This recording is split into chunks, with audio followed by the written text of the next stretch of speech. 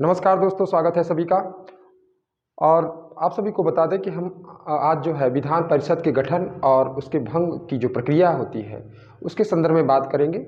और हम सभी लोग जानते हैं कि हमारे देश में एक संघीय प्रणाली, एक विकेंद्रीकरण लोकतंत्र का जिस तरह से बेहतर समावेशन किया गया है, उसमें हम विधान परिषद को देखते हैं कि कहाँ पर वो फिट बैठता है। इसके अलावा हम लोग देखते हैं कि किस तरह से यह उपयोगी भी होता है और विधान परिषद लेजिस्लेटिव जिसे काउंसिल कहा जाता है वह कितना उपयोगी होता है लोकतंत्र के लिए। और फिर इसके संदर्भ में और भी बातें हम लोग करेंगे। तो आइए सबसे पहले इसकी गठन के बारे में हम लोग बात कर लेते हैं। सबसे पहले हम आप सभी लोग को बता दें कि वर्तमान में केवल 6 राज्यों में विधान परिषद है। वर्तमान में केवल 6 राज्यों में विधान परिषद है। तो ऐसा क्यों? अब ऐसा क्यों है कि 6 राज्य में जो है कि विधान परिषद है? इसके पीछे कारण आप सभी को बता दें। इसके पीछे कारण यह बता दें कि यह काफ़ी हद तक विधानसभा के ऊपर निर्भर करता है। विधानसभा के ऊपर निर्भर करता है कि वह अपने राज्य में विधान परिषद को गठित करना चाहता है या भंग करना चाहता है, उसके ऊपर निर्भर करता है।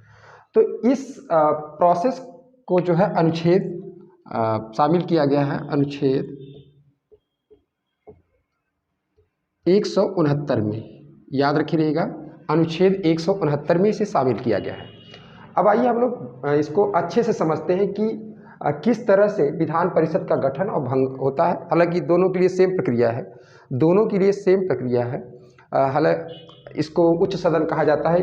पहले तो हम आप सभी को बता दें, 6 राज्यों का नाम गिना देते हैं कि 6 राज्य कौन कौन से हैं। जैसे आंध्र प्रदेश है, दूसरा है आपका तेलंगाना, तीसरा है आपका कर्नाटक, चौथा आपका है महाराष्ट्र, और बिहार और उत्तर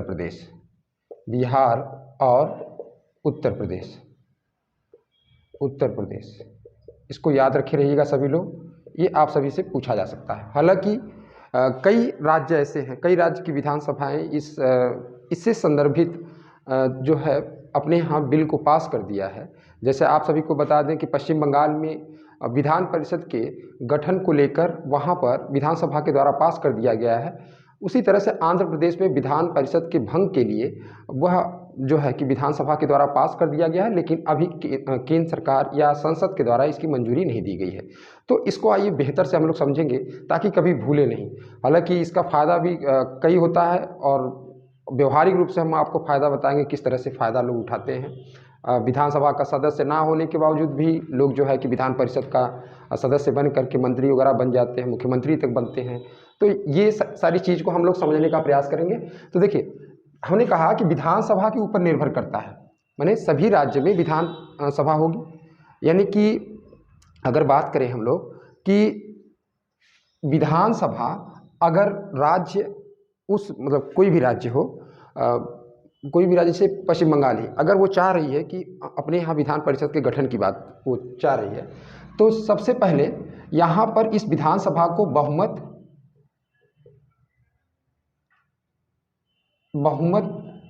तथा उपस्थित एवं मतदान करने वाले कुल सदस्यों का 2/3 सदस्यों द्वारा यदि पास हो जाता है, ये अगर 2/3 सदस्यों के द्वारा पास हो जाता है। देखिएगा, ध्यान से समझने का प्रयास करिएगा, विधान परिषद सभी जगहों पे नहीं है। विधान परिषद केवल और केवल 6 राज्यों में है। कई राज्य ऐसे पहले भी रहे हैं, जैसे तमिलनाडु रहा है और कुछ ऐसे राज्य रहे हैं कि जहाँ पर विधान परिषद रही, लेकिन उसको भंग कर दिया गया।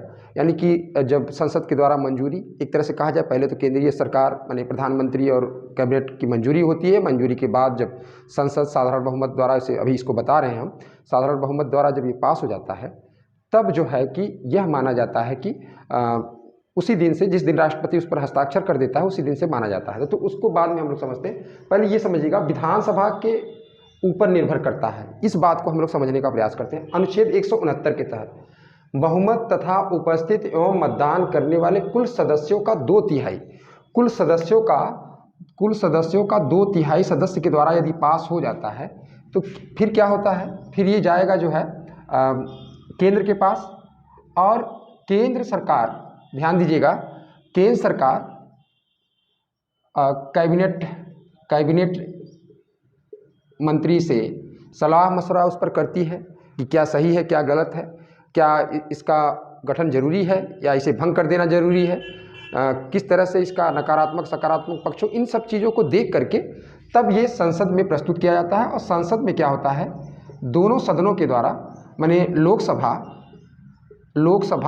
और राज्यसभा के द्वारा ये पास होना चाहिए। और उसके बाद जब राष्ट्रपति इस पर हस्ताक्षर कर देता है, हस्ताक्षर कर देता है, तब जाकर जो है कि यह या तो इसका गठन होगा या तो भंग किया जाएगा। इस बात को याद रखिए, या तो गठन किया जाएगा या तो भंग किया जाएगा। हालांकि अनुच्छेद 171 में विधान परिषद के गठन की बात की गई है। इसके बारे में अभी थोड़ा चर्चा हम कर लेते हैं कि किस तरह से इसका गठन किया जाता है। तो इस तरह से हमने देखा कि बड़ा ही सिंपल है इसको समझना बहुत ही सिंपल है, लेकिन उस राज्य के ऊपर पूरी तरह से नहीं कहा जा सकता कि वही उसके गठन में या भंग करने में पूरी भूमिका राज्य की होगी। संसद की भी उसमें सहमति होनी चाहिए। संसद की जब तक सहमति नहीं होगी, विधान परिषद का गठन या उसकी समाप्ति मतलब उसका भंग नहीं किया जा सकता है। तो हमने समझा इसको। अब विधान परिषद के संदर्भ में हम बात अगला जो करने जा रहे हैं कि गठन की बात करें, तो जैसे विधानसभा में प्रत्यक्ष रूप से जनता सदस्यों को निर्वाचित करती है। अनुच्छेद 333 के तहत जो मनोनीत किए जाते थे एक सदस्य आंग्ल भारतीय से, तो वो तो व्यवस्था अब समाप्त कर दी गई है। लेकिन उसके बाद जितने भी सदस्य होते हैं विधान प्रत्यक्ष रूप से जनता के द्वारा निर्वाचित होते हैं, प्रत्यक्ष रूप से जनता के द्वारा निर्वाचित होते हैं।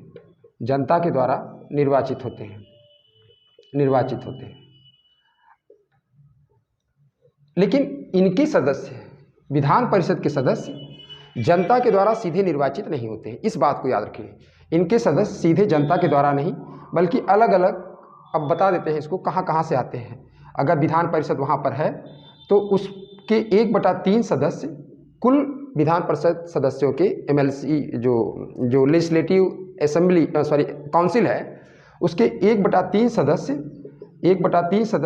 विधानसभा के सदस्यों के द्वारा, 1/3 पुनः याद रखिएगा विधानसभा के सदस्यों के द्वारा, यहाँ इसको याद रखे रहिएगा, और 1/3 जिला बोर्डों, नगर पालिका यानी स्थानीय निकायों के द्वारा, क्षेत्र पंचायत भी हो सकते हैं, क्षेत्र पंचायत के सदस्य हो सकते हैं, जिला पंचायत के सदस्य हो सकते हैं, तो ये भी इसमें शामिल होते हैं। जिला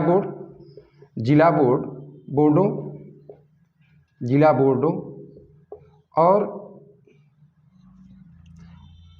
स्थानीय निकायों, ऐसे पूरा याद रखिए, स्थानीय निकायों के द्वारा ये जो है 1/3, 1/12 जो होते हैं वो जो ग्रेजुएशन उस क्षेत्र में निवास करने वाले ग्रेजुएशन ऐसे होते हैं जो 3 साल उनका पूरा हो गया या उसके समकक्ष कुछ इस तरह से रहता है, तो उनको भी ये अधिकार मिलता है कि वह कुल सदस्यों का 1/3 जो पंजीकृत होते हैं, ग्रेजुएशन मतलब 3 साल जो कर चुके रहते हैं, जो स्नातक होते हैं, स्नातक जो 3 वर्ष पहले कर चुके हैं, और 1/12 ऐसे लोग होते हैं, 1/12 सदस्यों का ऐसे लोग निर्वाचन करते हैं जो कि हायर सेकेंडरी में मतलब उच्च विद्यालय में वो 3 साल तक शिक्षक के रूप में कार्यरत रहे हों, 3 वर्ष शिक्षक के रूप में कार्यरत रहे हों।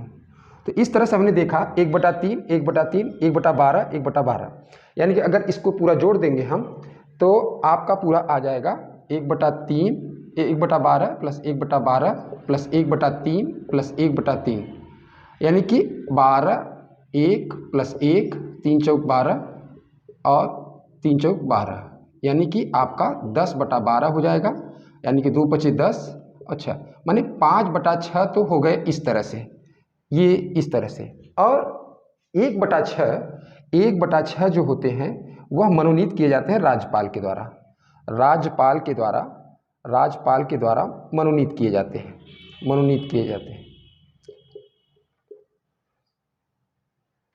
मनोनीत किए जाते हैं।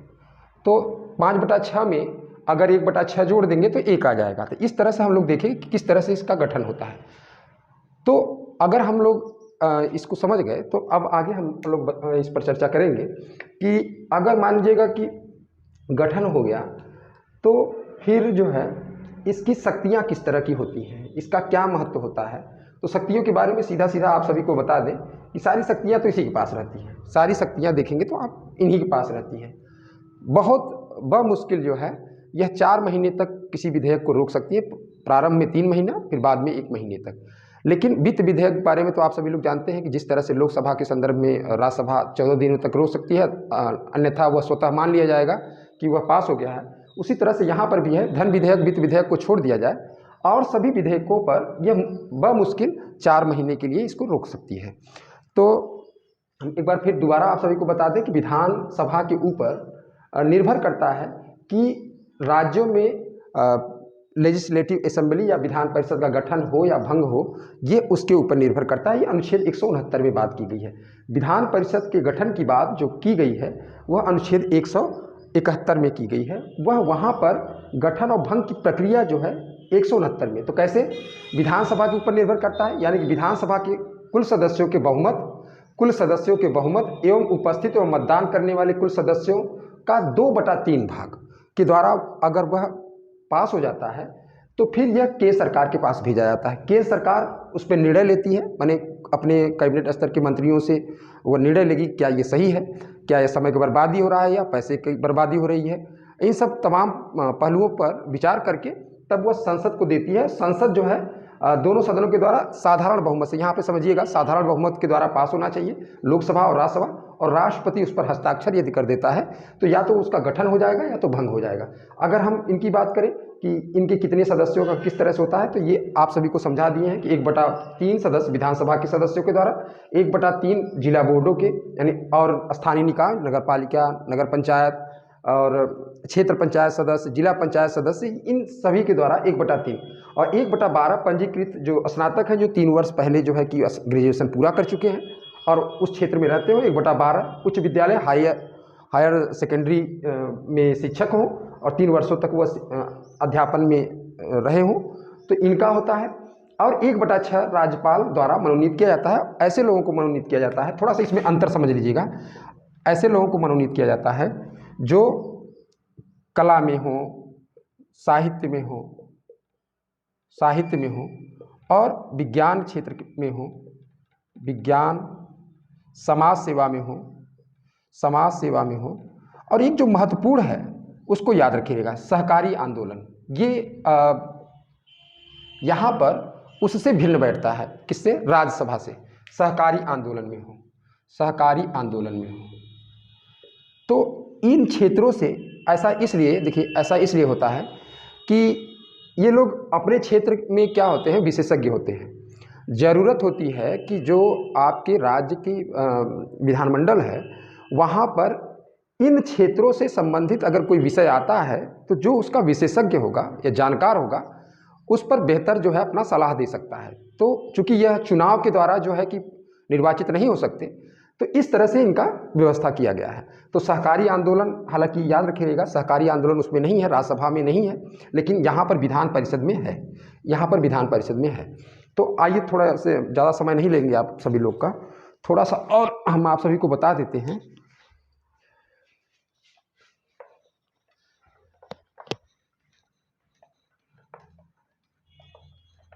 देखिए इतना आसान भी नहीं होता है कि विधान परिषद का गठन और भंग इतनी आसानी से, क्योंकि वो केंद्र सरकार के ऊपर निर्भर, ज़्यादातर देखा जाए तो केंद्र सरकार जब तक मंजूर नहीं करेगा तब तक नहीं, विधानसभा उस पर 2/3 बहुमत से वो कर भी दे तो कोई उसका फर्क नहीं पड़ता। तो विधान परिषद की व्यवहारिक पक्षों और उसके थोड़ा सा उसको देख लेते हैं कि व्यवहारिक पक्षों को और थोड़ा सा उसके सैद्धांतिक पहलू। देखिए सैद्धांतिक पहलू ये है कि इसके कुछ सकारात्मक और नकारात्मक दोनों बातें को देख लेते हैं। सकारात्मक देखा जाए तो ये कहा जाए कि जैसे अगर मान लीजिए विधानसभा कोई जल्दबाजी में कोई कानून बना देती है और तो उस पर क्या करेगी, ये रोक लगाकर, मतलब जैसे हमने बताया पहले ही, अगर विधानसभा के द्वारा कोई कानून बना दिया जाता है जल्दबाजी में, विधेयक ला दिया जाता है जल्दबाजी में, कोई विधेयक ला दिया जाए तो उस पर जो है वह रोक लगा सकती है, अपनी असहमति देती है। तो आप सभी लोग को बताया गया कि 4 महीने के लिए, इसीलिए कहा जाए ना कि विधान परिषद बहुत ताकतवर नहीं होती है।